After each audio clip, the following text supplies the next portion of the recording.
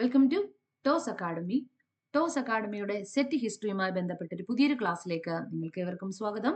So ഇന്നത്തെ ക്ലാസ്സിൽ നമ്മൾ ഡിസ്കസ് ചെയ്യാൻ പോകുന്നത് ഇനി വരാൻ പോകുന്ന സെറ്റ് ഹിസ്റ്ററി എക്സാമിനേഷനുമായി ബന്ധപ്പെട്ട യൂണിറ്റ് 2 മൊഡ്യൂൾ 7 ആണ്. മൊഡ്യൂൾ 7-ലെ നമ്മളെ വളരെ ഇമ്പോർട്ടൻ്റ് ആയിട്ടുള്ള ടോപ്പിക്സുകൾ ഇതൊക്കെയാണ്: കണ്ടംപററി ട്രെൻഡ്സ്, മൈക്കൽ ഫിഷെ, history as a discourses, history of the power, Edward Said orientalism and new historicism, post modernism and history, gender study, Dalit studies in India. So നമുക്ക് നമ്മുടെ ക്ലാസ്സിലേക്ക് കടക്കാം. ഫസ്റ്റ് ഓഫ് ഓൾ നമ്മൾ Michel ഫിഷയുമായിട്ട് ബന്ധപ്പെടുത്തിയിട്ടുള്ള ചില ടോപ്പിക്സുകളാണ് പഠിക്കുന്നത്. മൈക്കൽ ഫിഷെ concept history as a discourses and the history of power remaining highly influential in the contemporary thought, shaping current academic trends in the social science and humanities. അദ്ദേഹത്തിന്റെ, അതായത് Michael ഫിഷയുടെ വളരെ ഇമ്പോർട്ടൻ്റ് ആയിട്ടുള്ള പോസ്റ്റ് മോഡേണിസം ഒരു concept ആയിരുന്നു history as a discourses എന്നറിയപ്പെടുന്നത്, and the history of power remaining highly influenced in contemporary thought. Contemporary thought of historical തോട്ടിൽ വളരെ influenceable ആയിട്ടുള്ള അദ്ദേഹത്തിന്റെ 2 കോൺസെപ്റ്റുകളാണ് history as a discourses and history of the power, that shaping current academic trends in social science and humanities. അപ്പോൾ ഇപ്പോഴത്തെ ഒരു new academic trends social സയൻസിലും ഹ്യൂമാനിറ്റീസിലും വളരെയധികം സ്വാധീനം ചെലുത്തിയ ഒരു ന്യൂ കറണ്ട് അക്കാഡമിക് ട്രെൻഡ്സ് കൂടിയായിരുന്നു history as a discourses and history of power എന്ന് വിളിക്കുന്നത്. ഇനി അദ്ദേഹത്തിന്റെ മൈക്കൽ ഫിഷയുടെ വളരെ ഫേമസ് ആയിട്ടുള്ള ചില വർക്ക്സുകൾ നമുക്ക് നോക്കാം. Madness and civilisation, birth of cleaning, the orders of things, discipline and punish and the history of sexuality. ഇത് ഒരുപാട് തവണ ചോദിച്ചിട്ടുള്ള ചില ക്വസ്റ്റ്യൻസുകൾ കൂടാണ്. അപ്പൊ അത് നിങ്ങൾ നോക്കി പോണം. ഹിസ്റ്ററി ഓഫ് സെക്സ്വാലിറ്റി ചോദിച്ചിട്ടുണ്ട്. Discipline and punish, order of things ഒരുപാട് തവണ ചോദിച്ചിട്ടുള്ള ഒരു ബുക്കാണ്. ഇതെല്ലാം തന്നെ മൈക്കൽ ഫിഷയുമായിട്ട് ബന്ധപ്പെടുത്തിയിട്ടുള്ള പോസ്റ്റ് മോഡേണിസം കാഴ്ചപ്പാടോടുകൂടി അദ്ദേഹം എഴുതിയ ചില വർക്ക്സുകളാണ്. ദാറ്റ് ഈസ് മൈക്കൽ ഫിഷെ major works including madness and civilisation, birth of clinic, orders of things, discipline and punish, the history of sexuality. Okay, then ഇനി നമുക്ക് മൈക്കൽ ഫിഷയുടെ വളരെ ഫേമസ് ആയിട്ടുള്ള ഹിസ്റ്റോറിക്കൽ തിങ്കിങ് നമ്മൾ പഠിച്ചു. ഇനി നമ്മൾ എഡ്വേർഡ് സെയ്ദ്, അദ്ദേഹത്തിന്റെ ഓറിയന്റലിസം എന്ന കാഴ്ചപ്പാട്. അപ്പൊ നമ്മൾ ഈ ഒരു പാർട്ടിൽ നിങ്ങൾ പ്രധാനമായിട്ടും പഠിക്കുന്നത് മോസ്റ്റ് മോഡേണിസം ഇൻ ഹിസ്റ്ററിയാണ് കേട്ടോ. പോസ്റ്റ് അല്ലെങ്കിൽ മോസ്റ്റ് മോഡേൺ ആയിട്ടുള്ള historical outlook, post modernism history. അതായത് ഹിസ്റ്ററിയുടെ പോസ്റ്റ് മോഡേണിസമായിട്ട് ബന്ധപ്പെടുത്തിയിട്ട് ഒരുപാട് സ്റ്റഡീസുകളുണ്ട്. അതിൻ്റെ ഇടയിൽ നമ്മൾ ദളിത് സ്റ്റഡീസ് വളരെ ഇമ്പോർട്ടൻ്റ് ആണ്. പിന്നെ എന്താ പറയുന്നത്, അതുപോലെ തന്നെ ജെൻഡർ സ്റ്റഡീസും വളരെ ഫേമസ് ആണ്. ഓക്കെ, അതിൽ നമ്മൾ മൈക്കൽ ഫിഷയുമായിട്ട് ബന്ധപ്പെടുത്തിയിട്ടുള്ള ആശയങ്ങൾ നിങ്ങൾക്ക് ക്ലിയർ, അദ്ദേഹത്തിന്റെ കോൺസെപ്റ്റുകളും ഒക്കെ തന്നെ നിങ്ങൾക്ക് മനസ്സിലായി. അദ്ദേഹത്തിന്റെ ഒരു കാഴ്ചപ്പാടിൽ അദ്ദേഹം വളരെ ഇമ്പോർട്ടൻസ് കൊടുക്കുന്ന 2 മേഖലകൾ എന്ന് പറയുന്നത് ആർക്കിയോളജിയും ജീനിയോളജിയും and power of knowledge and discourses as a violence, പിന്നെ മെറ്റേണിറ്റി ഓഫ് ദ ഡിസ്കോഴ്സസ്. ഇതൊക്കെയാണ് അദ്ദേഹത്തിന്റെ ഇമ്പോർട്ടൻ്റ് ആയിട്ടുള്ള കാഴ്ചപ്പാട്. നമുക്ക് നോക്കാം കീ കോൺസെപ്റ്റ് ഓഫ് മൈക്കൽ ഫിഷെ വർക്ക്സ്. ഡിസ്കോഴ്സസ് എന്ന് പറയുന്നത്, ഫിഷെ so the discourses not just as a language അല്ല discourses, but the system of social practice and knowledge that shape your understanding of the reality and produce what is considered true. എന്താണ് സത്യം, എന്താണ് സൊസൈറ്റിയുടെ structure, ഇതിനെയൊക്കെ അദ്ദേഹം discourses എന്ന പദം കൊണ്ടാണ് അർത്ഥമാക്കിയത്. നമ്മൾ പറഞ്ഞുകൊണ്ടിരിക്കുന്നത് മൈക്കൽ ഫിഷയുടെ ഹിസ്റ്ററി ഓഫ് ഡിസ്കോഴ്സസ് എന്ന കാഴ്ചപ്പാടാണ്. ഇതൊരു ലാംഗ്വേജ് ആയിട്ടുള്ള ഒന്നല്ല. അപ്പോൾ ഫിഷസ് ആ discourses is not a just a language but a system of social practice. ഇതൊരു സോഷ്യൽ പ്രാക്ടീസ് ആണ് ഡിസ്കോഴ്സസ്. എന്താണ്? സോഷ്യൽ പ്രാക്ടീസ് ആണ് discourses. And knowledge that shape, അതൊരു നോളജ് ആണ്, നിങ്ങളുടെ ഒരു അറിവാണ്. That shape your understanding of reality. എന്താണ് യാഥാർത്ഥ്യം, എന്താണ് സമൂഹത്തിലെ യാഥാർത്ഥ്യം എന്താണെന്ന് നമ്മളെ മനസ്സിലാക്കി തരുന്ന, നമ്മളെ അറിവിനെ ഷേപ്പ് ചെയ്തെടുക്കുന്ന ഒരു സോഷ്യൽ പ്രാക്ടീസ് ആണ് discourses and produce what is considered true. അപ്പൊ ഇതിലൂടെ നമുക്ക് ഒരു സത്യം മനസ്സിലാവും, എന്താണ് സത്യമെന്ന് നമ്മളെ മനസ്സിലാക്കി തരുന്നു. പിന്നെ archaeology, the method involve analysing discourses ഇൻസ്. അപ്പോൾ ഈ മെത്തേഡിനെ അനലൈസ് ചെയ്യുന്ന archaeology based discourse in itself by examine its historical emergence.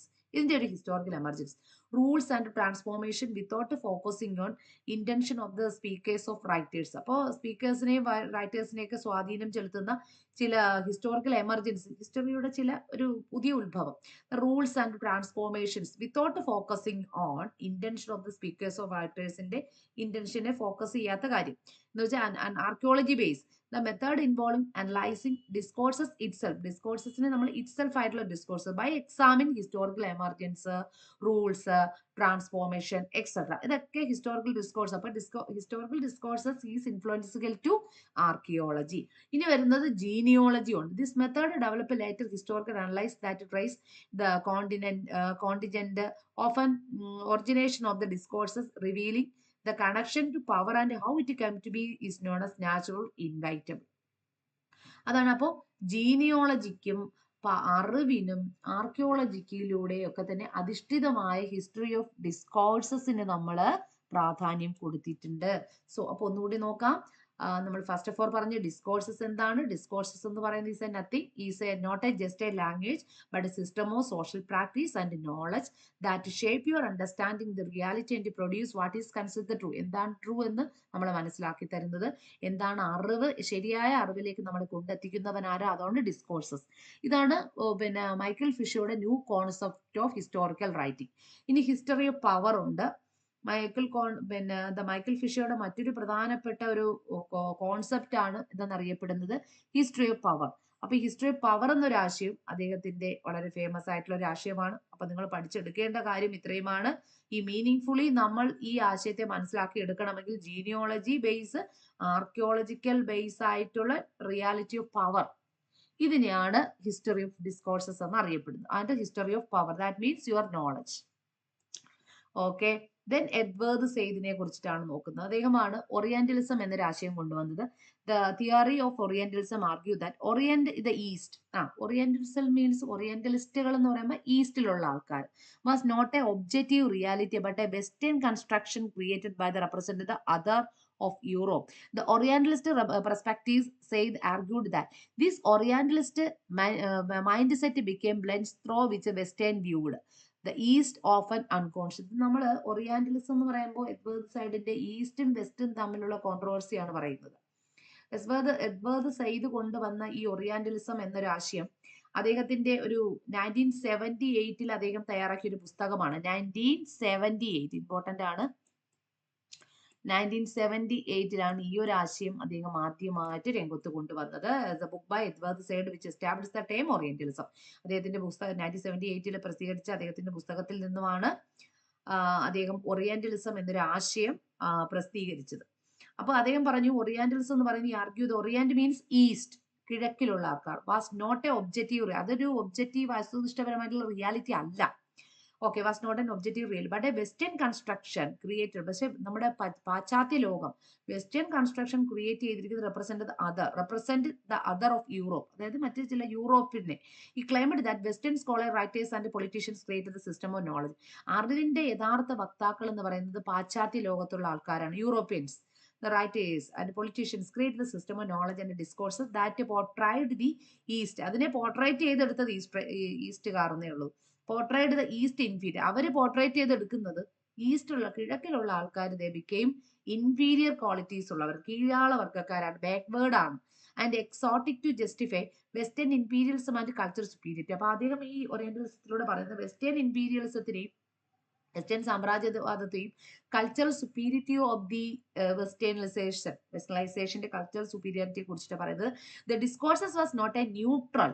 Discourses എന്ന് പറയുന്നത് ന്യൂട്രൽ അല്ല, ബട്ട് പിന്നെ എങ്ങനെയുള്ളത്, but serve the political and ideological interest ആണ്. ഒരു രാഷ്ട്രീയപരവും ഒരു ആദർശാത്മകപരമായിട്ടുള്ള ഒരു ആശയമാണ്. ആരുടെ? പാശ്ചാത്യ ലോകക്കാരുടെ ആ ഒരു ആശയം, അവരുടെ താല്പര്യം. അതിനെയാണ് ഈ positioning the orient, the static, irrational counterpart of the modern rational occident. The construction of അത്, അതായത് discourses of the power. Orientalism is more than just a collection of ideas. Orientalism എന്ന് പറയുമ്പോൾ ഒരു ഐഡിയാസ് ആണ്, collection of ideas of discourses, system of knowledge. ഇതില്ലെങ്കിൽ ഒരു system of knowledge എന്ന് ഓറിയന്റലിസത്തെ പറയാം. System of that is produced through the power of relations. ഇത് പവർ ഓഫ് റിലേഷൻസിലൂടെയാണ് ഇതിനെ ക്രിയേറ്റ് ചെയ്തെടുത്ത്. ഇൻസ്റ്റിറ്റ്യൂഷൻസ്, അതിന് ചില ഇൻസ്റ്റിറ്റ്യൂഷൻസിലൂടെയാണ് ഈ അറിവിനെ നേടിയെടുത്തത്. That means academia, media, colonial bureaucracies created and these representations making seem as objectivity of the truth.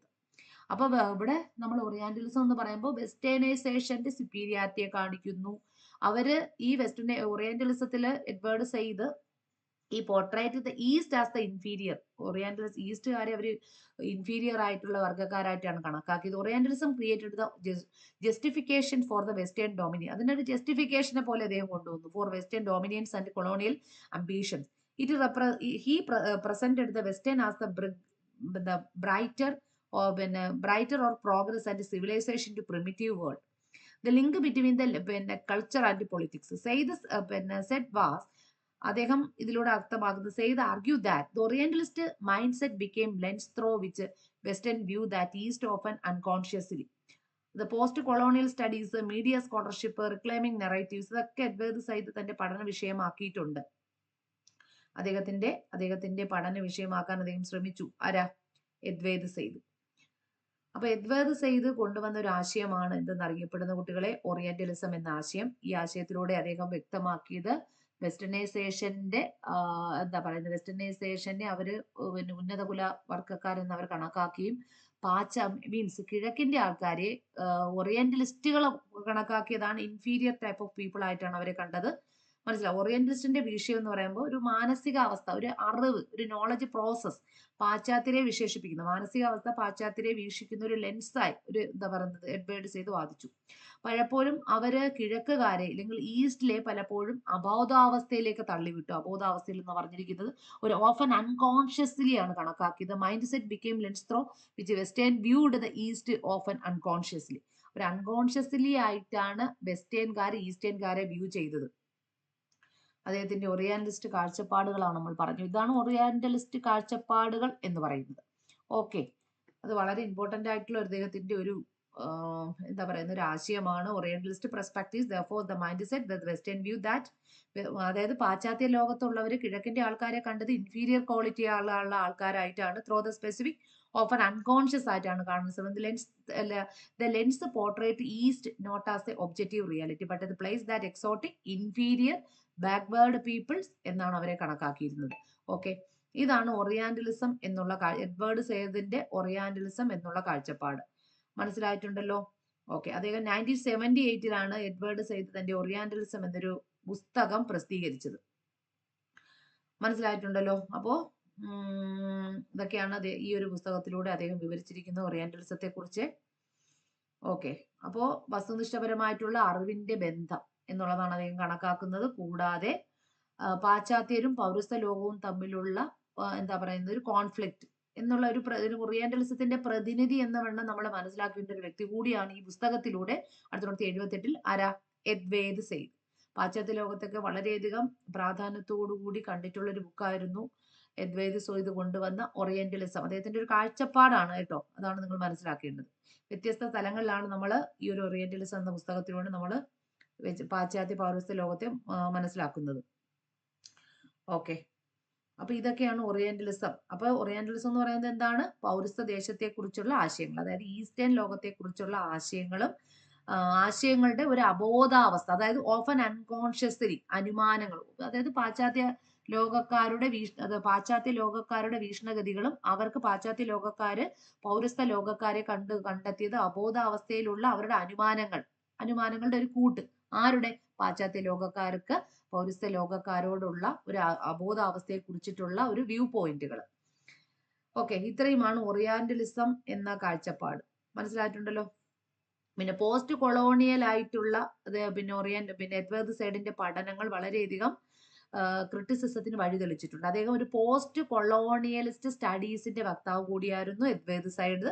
ഒരു critics കൂടിയായിരുന്നു അദ്ദേഹം. ഒരു ബുദ്ധിജീവിയൊക്കെ എന്നൊരു ഇന്റലക്ച്വൽ ആയിട്ടുള്ള വക്താവ് കൂടിയായിരുന്നു. പിന്നെ 20ാം നൂറ്റാണ്ടിൽ വളരെ സ്വാധീനമുള്ള ഒരു കൃതി കൂടിയായിരുന്നു എഡ്വേർഡ് സയ്യിദിന്റെ ഒറിയന്റലിസം എന്നറിയപ്പെടുന്ന 1978 അദ്ദേഹത്തിന് പ്രസിദ്ധീകരിച്ച ഈ ഒരു പുസ്തകം. ഓക്കെ,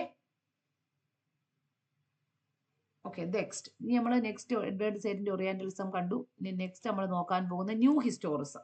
അടുത്ത എന്താണ്? ന്യൂ ഹിസ്റ്റോറിസം എന്നൊരു കാഴ്ചപ്പാടാണ്. അതിൽ നമ്മൾ ഈ ഒരു ആശയവുമായിട്ട് ബന്ധപ്പെടുത്തി പഠിക്കേണ്ടതാണ്. New historicism is a literary theory that emerged in the 1980 heavily influenced by the post modernist ideas like Michel Foucault work on power and discourse. Okay, ഈ ന്യൂ ഹിസ്റ്റോറിസം എന്ന് വെച്ചാൽ ഹിസ്റ്ററിയുടെ ഒരു പുതുമ നിലനിൽക്കുന്ന പോസ്റ്റ് മോഡേണിസം ടൈപ്പാണ് ന്യൂ ഹിസ്റ്റോറിസം.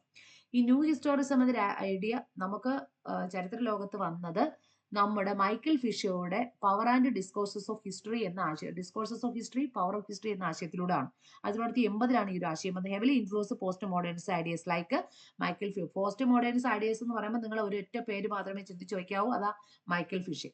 അപ്പൊ new historicism is a literary and culture theory that analyse texts by viewing them is not isolated. ഇതൊരു ഐസൊലേറ്റഡ് വർക്ക് അല്ല, but a part of complex network historical and cultural influences ഉള്ള സ്വാധീനം. It argue that literary work and historical context are intertwined ആണ്. ഇത് പിന്നെ text book shaped by the contributing to social political cultural environment in which it was created. അപ്പൊ ഇത്തരത്തിലുള്ള ഈ new post modernist idea of new ഹിസ്റ്റോറിസത്തെ create ചെയ്തെടുത്തിരിക്കുന്നത് സാമൂഹികവും രാഷ്ട്രീയവും സാംസ്കാരികവുമായിട്ടുള്ള environment which was created. The idea included rejection of സിംഗിൾസിറ്റിക്ക് അവർ റിജക്ട് ചെയ്യുന്നു. Objectivity is histories favour in viewing the history. അപ്പൊ ഹിസ്റ്ററി നമ്മൾ കാണേണ്ടത് അതിന്റെ ഒബ്ജക്റ്റീവ് വ്യൂ പോയിന്റിലാണ്. As a series to competing discourses and idea that critics on historical perspectives influence their analyse. അതിന് നിങ്ങൾ എടുത്ത് പഠിക്കേണ്ട ന്യൂ ഹിസ്റ്റോറിസത്തിൽ inter connectiveness, cultural poetics, history is a text. എന്താണ് inter connectiveness, cultural poetics? Inter connectiveness, cultural poetics. അപ്പൊ ആ രണ്ട് പദങ്ങളും കൾച്ചറൽ പോയിറ്റിക്സ്, ഇതൊക്കെ നമ്മൾ ന്യൂ ഹിസ്റ്റോറിസത്തിന്റെ മെയിൻ കോൺസെപ്റ്റുകളാണ്. Power of dynamics, power subjectivity in interpretations, ഇതൊക്കെ നമ്മൾ എടുത്തെടുത്ത് പഠിക്കണം. എവിടെ? ന്യൂ ഹിസ്റ്റോറിസം. അപ്പൊ ഇത്രയും കാര്യങ്ങൾ മനസ്സിലായിട്ട്, ഇതെല്ലാം പ്രീവിയസ്ലി വന്നിട്ടുള്ള ക്വസ്റ്റ്യൻ ബേസ്ഡ് ആയിട്ടാണ് ഞാൻ പോകുന്നത്. New historism is a practice and develop by critics like Louis Montrose, Catherine Gallagher, Alan Lew. The United States New Historism are mainly influenced by the French philosopher Michael Fisher and American cultural anthropologist Clifford Geertz, father of New Historism. ഇനി father of new ഹിസ്റ്റോറിസം എന്ന് പറയുന്നത് Stephen Greenblatt ആണ്. അതായതാണ് Stephen Greenblatt. Stephen ഗ്രീൻബാൽറ്റിനെയാണ് father of new historism. അത് എടുത്ത് പഠിക്കണം. The main പ്രൊപ്പണൻസിനെയൊക്കെയാണ് നമ്മൾ പറഞ്ഞു പോയത്. ഫാദർ ഓഫ് ന്യൂ ഹിസ്റ്റോറിസം എന്നറിയപ്പെടുന്നത് സ്റ്റീഫൻ ഗ്രീൻബാൽറ്റ് ആണ്. സ്റ്റീഫൻ ഗ്രീൻബാൽറ്റ്, അത് പഠിക്കുക. അപ്പൊ ന്യൂ ഹിസ്റ്റോറിസം എന്ന ആശയത്തിന്റെ മറ്റു ചില വക്താക്കളെയാണ് നമ്മളിവിടെ പറഞ്ഞു പോയത്. ആരൊക്കെയായിരുന്നു എന്ന് നോക്കാം. അപ്പൊ ഫാദർ ഓഫ് ന്യൂ ഹിസ്റ്റോറിസം എന്നറിയപ്പെടുന്നത് സ്റ്റീഫൻ ഗ്രീൻബാൽറ്റ് ആണ്. സ്റ്റീഫൻ ഗ്രീൻബാൽറ്റ്. ഇനി ന്യൂ ഹിസ്റ്റോറിസത്തിന്റെ മറ്റു ചില വക്താക്കളെ കൂടി നമ്മൾ നോക്കണം. മോസ്റ്റ് ഇൻഫ്ലുവൻഷ്യൽ ആയിട്ടുള്ള ഫ്രഞ്ച് ഫിലോസഫർ മൈക്കൽ ഫിഷർ ആണെന്ന് അറിയാം. കൂടാതെ ഒരു അമേരിക്കൻ കൾച്ചറൽ ആന്ത്രോപോളജിസ്റ്റ് ആയിരുന്നു ക്ലിഫോർഡ് ഗ്രിറ്റ്സ്. ഇതിന്റെ ഒരു വക്താവായിരുന്നു. ആരാണ്? ക്ലിഫോർഡ് ഗ്രിറ്റ്സ്. അപ്പൊ കൂടാതെ മറ്റു ചില വക്താക്കളെ കൂടി നമുക്ക് നോക്കണം. അമേരിക്കയിലെ തന്നെ മോൺട്രോസ് കാതറിൻ ഗാലർ. ആരാണ്? Montrose Catherine Gallagher. പിന്നെ വരുന്ന അലൻ ലിയു. അദ്ദേഹം both of them become United States of അമേരിക്കയിൽ നിന്നുള്ള വ്യക്തികളായിരുന്നു. ഇവരൊക്കെയാണ് ന്യൂ ഹിസ്റ്റോറിസത്തിന് എമർജ് ഒരു ഇൻഫ്ലുവൻസ് സ്വാധീനം ചെലുത്തിയ ഒരു സ്റ്റേറ്റ് കൂടായിരുന്നു United States. New historism are mainly influenced by the French philosopher Michael Fisher. American cultural anthropologist ആയിരുന്നു. പേരുകളൊക്കെ ചോദിക്കാൻ ചാൻസ് ഉണ്ട്. ആരായിരുന്നു? Clifford Geertz. തന്നെ ഫാദർ ഓഫ് ന്യൂ ഹിസ്റ്റോറിസം എന്നറിയപ്പെടുന്ന സ്റ്റീഫൻ ഗ്രീൻബാൽറ്റ്. ഓക്കെ, അപ്പൊ ഇത്രയും പേരുകൾ നിങ്ങൾക്ക് മനസ്സിലായിട്ടുണ്ടാകുമെന്ന് കരുതുകയാണ്. ദെൻ ഇനി നമ്മൾ ജെൻഡർ സ്റ്റഡീസും ഫെമിനിസ്റ്റ് സ്റ്റഡീസും കൂടി ഇതിന്റെ അകത്ത് വളരെ പ്രാധാന്യത്തോടു കൂടി ഒന്ന് നോക്കി പോകേണ്ടതാണ്. ജെൻഡർ സ്റ്റഡീസും ഫെമിനിസവും ന്യൂ ഫെമിനിസ്റ്റ് സ്റ്റഡീസും അതിന്റെ ഓതേഴ്സും, അതിൽ നമുക്ക് ചില വ്യക്തികൾ എടുത്ത് നോക്കണം. അപ്പൊ നമ്മൾ അതിന്റെ തുടക്കത്തിൽ തന്നെ പറഞ്ഞിരിക്കുന്നവർ ഒരു പേരുകളുണ്ട്. ആരാ പറഞ്ഞിരിക്കുന്നത്? പോസ്റ്റ് മോഡേണിസത്തിലാണ് ജെൻഡർ സ്റ്റഡീസും ദളിത് സ്റ്റഡീസും ഇന്ത്യ വരുന്നത്. ഈ ജെൻഡർ സ്റ്റഡീസിൽ ഇന്ത്യയിൽ നമ്മൾ ചില പുസ്തകങ്ങളൊക്കെ എഴുതിയ ചില വളരെ ഫേമസ് ആയിട്ടുള്ള വക്താക്കൾ ജെൻഡർ സ്റ്റഡീസ് ഓഫ് ഇന്ത്യയിൽ, അതിലാണ് മുക്താ സാൾവ വന്നിട്ട്. ജെൻഡർ സ്റ്റഡീസ് ആണ്, മറന്നുപോലെ. ജെൻഡർ സ്റ്റഡീസ് ഇൻ ഇന്ത്യയിൽ മോസ്റ്റ് ഫേമസ് ആയിട്ടുള്ള ഒരു ജെൻഡർ റൈറ്റർ കൂടിയായിരുന്നു Mukta Salve and Baby Kamble were both influential Dalit women writers who critically analyzed and wrote against the prevailing caste gender norms in India. ഇന്ത്യയിൽ നിലനിന്നിരുന്ന കാസ്റ്റ് റെജുഡീസിനും നോംസും അതിനെയൊക്കെ എതിരായിട്ട് പ്രിവീലിംഗ് ചെയ്തുകൊണ്ട് രണ്ട് പ്രശസ്തരായിട്ടുള്ള ജെൻഡർ റൈറ്റേഴ്സ് ഉണ്ടായിരുന്നു. ദളിത് വിമൻ ജെൻഡേഴ്സിന് പ്രാധാന്യം കൊടുത്ത് ദളിത് വിമൻ റൈറ്റേഴ്സും കൂടായിരുന്നു. അതായിരുന്നു മുക്താ സാൾവ, ബേബി കാമ്പൽ. അപ്പൊ മുക്താ സാൾവ ഒരു 19th century pioneer who wrote against the caste and gender നോംസിന് എതിരായിട്ട് making her as one of the first female Dalit writer കൂടിയായിരുന്നു മുക്താ സാൾവ. പേടിച്ച് വെച്ചോണം. പിന്നെ Baby Kamble. Her works such as prison we broke provide critical analyse of the Maha women experience. ഇതില് ഈ baby ക്യാമ്പലിന്റെ ഒരു വളരെ പ്രശസ്തമായ പുസ്തകം, ഒരു ഓട്ടോബയോഗ്രഫി എന്ന് തന്നെ വേണമെങ്കിൽ പറയാം, പ്രിസൺ വി ബ്രോക്കൺ എന്നറിയപ്പെടുന്ന പുസ്തകം. ഈ ഒരു പുസ്തകത്തിലൂടെ ഈ offer powerful and critical analyse of the everyday experience, struggles and resilience of the Mahar women the rural Maharashtra. Actually ഈ റൂറൽ മഹാരാഷ്ട്രയിലുള്ളൊരു താഴ്ന്ന ജാതിക്കാരായിരുന്നു മഹാസ് എന്ന് പറയുന്നത്. ഈ മഹാർ വിമൻസിന്റെ അവരനുഭവിച്ചിരുന്ന ഒരുപാട് യാതനകളെ കുറിച്ചൊക്കെ ഒരുപാട് തന്റെ പുസ്തകങ്ങളിലൂടെയൊക്കെ എഴുതിയ, especially one of these most famous works is prison we broke എന്നറിയപ്പെടുന്ന പുസ്തകത്തിലൂടെ എഴുതിയ ബേബി ക്യാമ്പൽ. പിന്നെ ഇതിന്റെ ഒരു പയനർ എന്ന് തന്നെ നമുക്ക് പറയുന്ന വൺ ഓഫ് ദി മുക്ത സാൾവ, അവരുടെയൊക്കെ വർക്ക്. അതിൽ പ്രിസൺ വി ബ്രോക്ക് എന്ന പുസ്തകം എഴുതിയ ബേബി ക്യാമ്പൽ ആയിരുന്നു, മറക്കല് ബേബി ക്യാമ്പൽ. ഓക്കെ. പിന്നെ മുക്ത സാൽവയുടെ വളരെ പ്രശസ്തമായ ചില പുസ്തകങ്ങളൊക്കെ ഉണ്ട്. അപ്പൊ അത് നിങ്ങൾ മറക്കാതെ ഒന്ന് പഠിച്ചു പോകണം. അപ്പൊ മുക്ത സാൾവ ഇത് സ്റ്റുഡന്റ് ഫ്രം ദ, അത് അവരൊരു സ്റ്റുഡന്റ് ഫ്രം ദ മാത്താങ് കാസ്റ്റോ, അവരുടെ മാത്താങ് എന്ന് പറയപ്പെടുന്ന ഒരു കാസ്റ്റിൽപ്പെട്ട ഒരു സ്ത്രീ ആയിരുന്നു കേട്ടോ. Receive an education and became the first Dalit writer to wrote the struggles of പിന്നെ ബഹുജൻസ് ഇൻ ഇന്ത്യയിലെ ബഹുജൻസ് സ്ട്രഗിൾസിൽ, ദളിത് സ്റ്റഡീസിലും സ്ട്രഗിൾസിലും ഒക്കെ വളരെ പ്രാമുഖ്യത്തോടു കൂടി പങ്കെടുത്ത ഒരു വ്യക്തി കൂടിയായിരുന്നു. അവര് ഏത് കമ്മ്യൂണിറ്റി, അൺടച്ചബിൾ ആണ് കേട്ടോ ഈ മാങ്തങ്ങ എന്ന് പറയുന്നത്. മാങ്തങ്ങ മീൻസ് അൺടച്ചബിൾ. അപ്പൊ ഒരു അൺടച്ചബിൾ കാസ്റ്റിലുള്ള സ്ത്രീ ആയിരുന്നു ഈ മുക്ത സാൾവ. അൺടച്ചബിൾ മീൻസ് മാക്താങ് കാസ്റ്റ് എന്ന് പറയുമ്പോൾ ഈ താഴ്ന്ന ജാതിയിൽപ്പെട്ട ഒരു സ്ത്രീ ആയിരുന്നു. അവർ ആ കാലഘട്ടത്തിൽ വലിയൊരു എഡ്യൂക്കേഷൻ ഒക്കെ അവർക്ക് ലഭിച്ചിരുന്നു. അവര് ബഹുജൻസ് ഇന്ത്യൻ സ്ട്രഗിൾസിലൊക്കെ പങ്കെടുത്തിരുന്ന ഒരു വ്യക്തിയൊക്കെ, അങ്ങനെയൊക്കെ ഒത്തിരി പ്രത്യേകതകൾ അനുഭവിച്ചിട്ടുള്ള ഒരു സ്ത്രീ കൂടിയായിരുന്നു ആരെന്നറിയപ്പെടുന്നത് മുക്ത സാൾവ. പിന്നെ ബേബി ക്യാമ്പൽ ഒരു ഫസ്റ്റ് ഫീമെയിൽ റൈറ്റർ കൂടിയായിരുന്നു. ആര്? മുക്ത സാൾവെ, ബേബി ക്യാമ്പൽ. അത് മറന്നു പോവാതെ അങ്ങോട്ട് പഠിക്കുക. Okay, next. അപ്പൊ അവരുടെ പേരുകളൊക്കെ നിങ്ങൾ ആലോചിച്ച് വയ്ക്കുന്നത് വളരെ നന്നായിരിക്കും.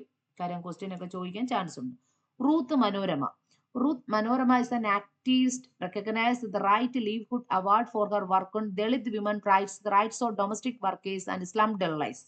അപ്പോൾ ഇതുപോലെ തന്നെ മറ്റൊരു പ്രധാനപ്പെട്ട പ്രശസ്തിയായിട്ടുള്ള ഒരു ദളിത് വിമൻ റൈറ്റർ കൂടിയായിരുന്നു, ജെൻഡർ സ്റ്റഡീസിനൊക്കെ വലിയ പ്രാധാന്യം കൊടുത്ത ആരായിരുന്നു? റൂത്ത് മനോരമയായിരുന്നു. റൂത്ത് മനോരമ ആക്ടിവിസ്റ്റ് ആയിരുന്നു. ഒരു വളരെ ഒരു ആക്ടിവിസ്റ്റ് ആയിട്ട് ഉള്ള ഒരു, അതായത് ആക്ടിവിസ്റ്റീസ് ഇൻ ജെൻഡർ സ്റ്റഡീസിലും ദളിത് വിമൻസിലും ഒക്കെ തന്നെ ആക്ടിവിസ്റ്റ് ആയിരുന്നു ഇവര്. She recognised with right livelihood award അവർക്ക് കിട്ടി. Award for the work. ഏത് അവാർഡിനാണ് കിട്ടിയത്?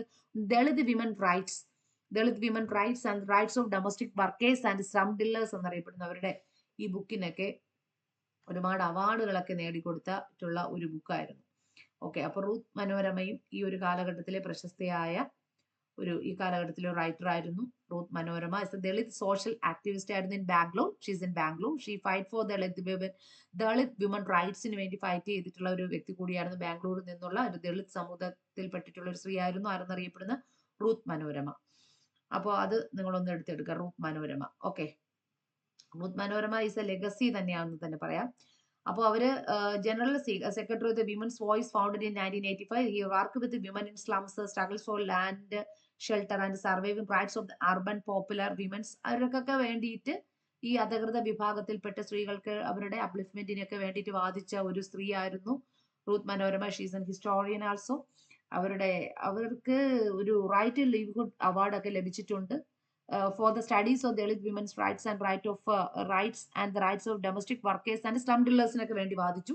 അവരുടെ വിമൻസ് വോയിസ് ഈ ഫൗണ്ടഡ് ഇൻ 1985. അവര് വിമൻസ് വോയിസ് എന്ന അവരുടെ ജനറൽ സെക്രട്ടറി, വിമൻ വോയിസിന്റെ ജനറൽ സെക്രട്ടറി കൂടിയായിരുന്നു 1985. ഇങ്ങനെയൊക്കെയുള്ള ഒരു ഒത്തിരി പ്രത്യേകത ഉണ്ട് റൂത്ത് മനോരമ എന്നറിയപ്പെടുന്നത്. അപ്പൊ ഇവരുടെയൊക്കെ പേരുകൾ നിങ്ങൾ ഒന്ന് ആലോചിച്ച് വയ്ക്കുന്നത് വളരെ ഇമ്പോർട്ടന്റ് ആയിരിക്കും. ഇന്ത്യൻ വിമൻസ് റൈറ്റേഴ്സ് ആയിരിക്കും കൂടുതലായിട്ടും ചോദിക്കാൻ ചാൻസ്. അപ്പൊ അത് പഠിക്കാതെ പോവരുത്. കാര്യം ഇത്തരത്തിലുള്ള റൂത്ത് മനോരമയെ പോലെയുള്ള ഒരുപാട് വ്യക്തികൾ ഞാനിപ്പോ ഇന്ത്യൻ റൈറ്റേഴ്സിനെയാണ് പറഞ്ഞു പോയത്. കാര്യം ഇവരുടെയൊക്കെ പേരുകളാണ് ചോദിക്കാൻ ചാൻസസ് വളരെ കൂടുതൽ. ഓക്കെ. അപ്പൊ ഇത്രയും കാര്യങ്ങളാണ് നമ്മൾ ഈ ഒരു മൊഡ്യൂളുമായിട്ട് ബന്ധപ്പെട്ട് നിങ്ങൾ പഠിച്ചു പോകേണ്ടത്. അപ്പൊ ഇത്രയും കാര്യങ്ങൾ നിങ്ങൾക്ക് വളരെ വ്യക്തമായിട്ട് മനസ്സിലായിട്ടുണ്ടാകും എന്ന് കരുതുകയാണ്. Okay, thank U.